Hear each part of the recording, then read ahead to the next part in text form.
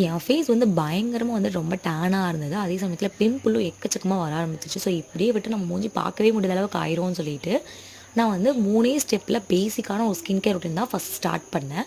So அந்த பேசிக்கான skin care routine தான் நம்ம இந்த வீடியோல பார்க்க போறோம்.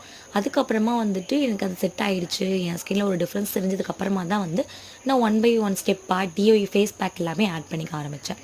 ஸோ அது எல்லாமே உங்களுக்கு ஒன் பை ஒன் வீடியோவும் வரும். ஸோ இப்போ வந்து ரொம்ப பேசிக்கா 3 ஸ்டெப்ல பண்ணக்கூடிய ஸ்கின் கேர் ரொட்டீன் வாங்க பார்த்துரலாம். ஃபர்ஸ்ட் ஸ்டெப் வந்து கிளென்சிங் தான். கிளென்சிங்க்கு உங்களோட ஸ்கின் டைப்பை வந்து ஃபஸ்ட்டு தெரிஞ்சுக்கோங்க. ட்ரை ஸ்கின்னா, ஆயிலி ஸ்கின்னா, காம்பினேஷன் ஸ்கின்னான்னு பார்த்துட்டு, உங்களோட ஸ்கின் டைப்புக்கு பொறுத்த மாதிரி ஒரு ஃபேஸ் வாஷ் வந்துட்டு மார்னிங் அண்ட் ஈவினிங் 2 நேரமே வந்து ஃபேஸ் வாஷ் யூஸ் பண்ணி ஃபேஸ் வாஷ் வந்து பண்ணுங்க. அண்ட் நெக்ஸ்ட் பார்த்துக்கிட்டிங்கன்னா மாய்ஸ்சரைசர் தான் இது. ஸோ இதுக்கு வந்துட்டு அதே மாதிரி ஸ்கின் டைப்புக்கு பொறுத்த மாதிரி ஒரு நல்ல மாய்ஸ்சரைசர் வந்து வாங்கி morning and evening face wash பண்ணதுக்கப்புறமா யூஸ் பண்ண ஸ்டார்ட் பண்ணுங்க.